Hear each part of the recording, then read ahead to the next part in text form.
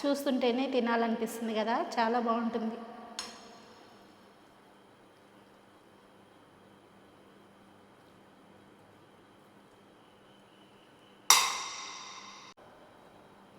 Hi అండి, welcome back to our channel light angels family.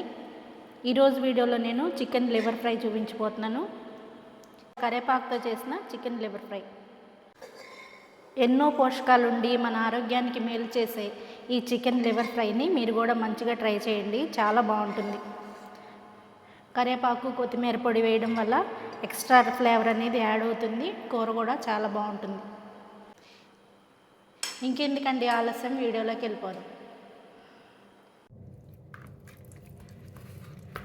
ముందుగా chicken లివర్ని నీట్గా wash చేసుకోవాలి. వాష్ చేసుకుని ఒక కుక్కర్లో వేసుకోవాలి.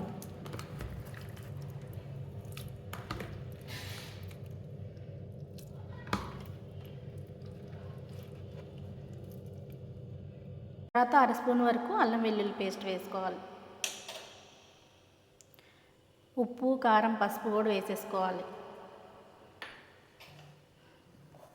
ఇదంతా కూడా బాగా కలుపుకోవాలి.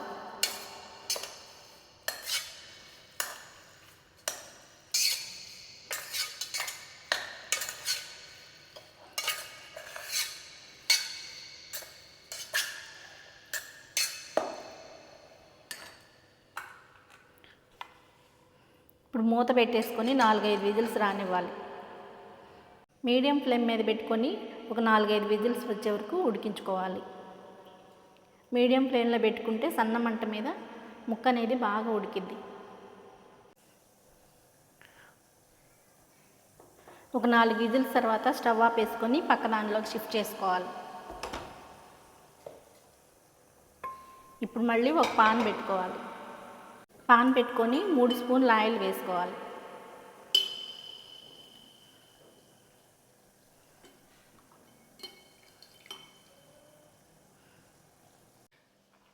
ఆయిల్ హీట్ అవ్వగానే ఉల్లిపాయ ముక్కలు వేసుకొని వేయించుకోవాలి.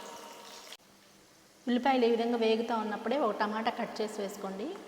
ఇది ఓన్లీ టేస్ట్ కోసమే, కొంచెం పులుపుదనం కోసం వేసుకుంటున్నాను.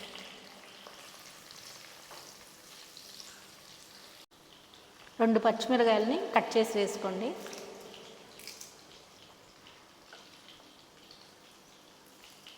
ఒకటిన్నర స్పూన్ వరకు ధనియాల పొడి వేసుకొని వేయించుకోవాలి.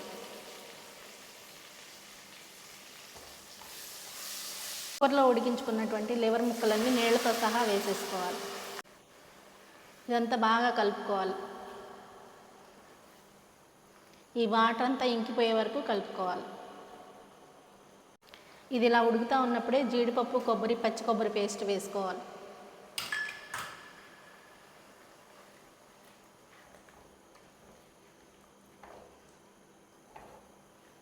మూత పెట్టకుండానే ఈ విధంగా ఉడికించుకోవాలి.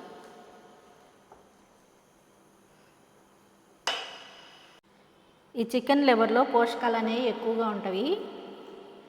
ఐరన్, ప్రోటీన్లు, విటమిన్ ఏ, విటమిన్ బి కూడా ఎక్కువగా ఉంటుంది. కాబట్టి వారానికి 1-2 సార్లు తప్ప ఎక్కువగా తీసుకోకూడదు.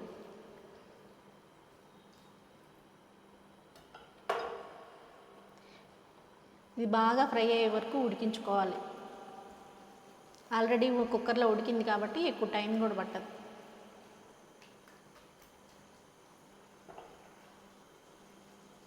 ఈ చికెన్ లివర్లో కాల్షియం, ఫాస్ఫరస్, జింక్ వంటి ఖనిజాలు ఎక్కువగా ఉంటాయి కాబట్టి రక్తహీనత కూడా తగ్గిస్తుంది.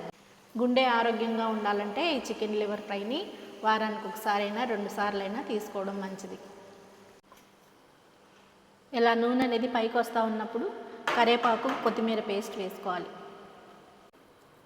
గ్రైండ్ చేసింది వేసుకోవాలి. గుప్పెడు కొత్తిమీర, గుప్పెడు కరివేపాకుని గ్రైండ్ చేసి వేసుకుంటున్నాను. కచ్చాపచ్చగా గ్రైండ్ చేసుకున్నాను.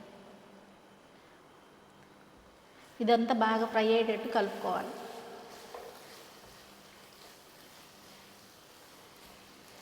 కూరలో బాగా ఫ్రై అయిపోవాలి.